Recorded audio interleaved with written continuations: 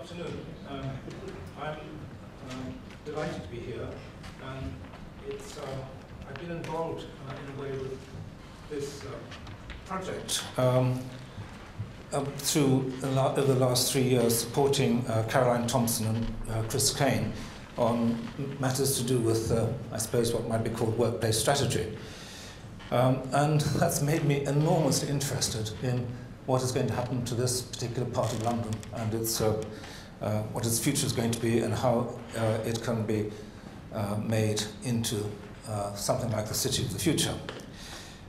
I must say I very much liked Chris Baker's Oracle's presentation, not just because it was extremely clear and eloquent, because I think what he said about infrastructure of his kind is exactly the same logic that should apply to buildings and their use. I think it's analogous to the difference between strategy and tactics, to put it in even simpler terms. Layering decisions, thinking about sites as well as the IT infrastructure should follow the same pattern of thought and the same clarity of differentiation, not confusing ends with means, and always having a burning sense of purpose at the back of our minds. What are these things for? So, what I'm going to, the background to this discussion is my own personal feeling that this is not an ordinary time. What is going on, given this invisible cloud, which has a new meaning, of technology that surrounds us all everywhere, what's going on, and has been going on in the last 10 years, is the most important change since the Industrial Revolution.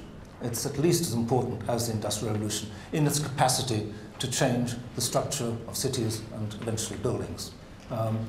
Everything is going to change because of this amazing technology. To the extent that I think it's necessary for all of us involved in the provision of place, I'll use place rather than buildings or cities, to be willing to justify its existence in an increasingly virtual world. What does place do? What does it add? And I think that applies to Imperial College as well as to the BBC. I also happen to think that the impact of information technology is going to make place and places much more important than they've ever been. And how we, because we will have to learn how to use places in a much more intelligent way to cope with the great sociological and technological changes that are around us. So that's my own personal position. What I'm going to do in this session is to first ask the speakers, starting with Despina on my far left, to introduce themselves briefly. And then I'm going to ask each speaker, and in no necessary order, 2 questions. The first is, what is the most important thing that you have heard today, and why? And the second thing is, what should, out of all this, be the biggest opportunity for BBC and Imperial College? What should they take away from this occasion? So, introductions first, before we go into the first question. Despina. Despina Katsikakis. I'm the chairman of DEGW, and for those of you that don't know who DEGW is, we're the leading international consultancy on forecasting the future of work and its implications on the built environment. Our focus is on looking at people, place, and performance in order to define, deliver, and measure the value of place for people and business performance. Danny. Hi, I'm Danny Meaney. I'm Managing Director of New Media Partners. We do 2 things, I should really say. We're the leading management consultancy. We operate on the cusp of content technology. We advise the development of media cities.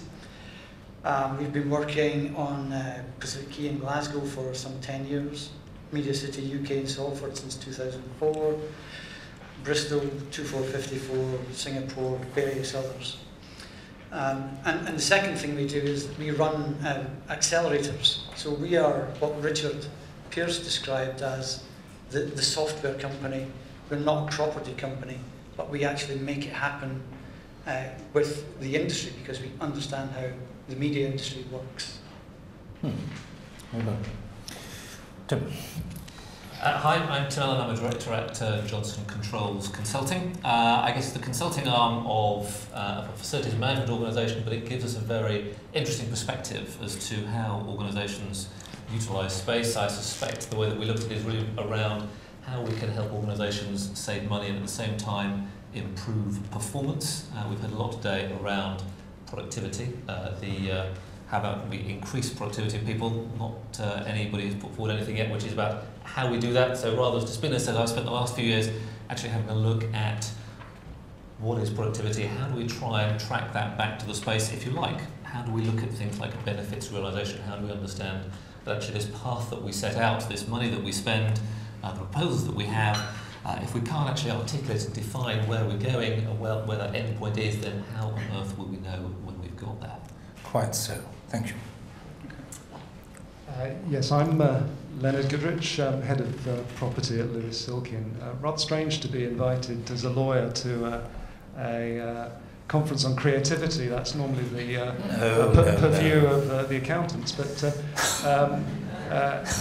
my practice has for many, many years been involved in the regeneration and development of the built environment.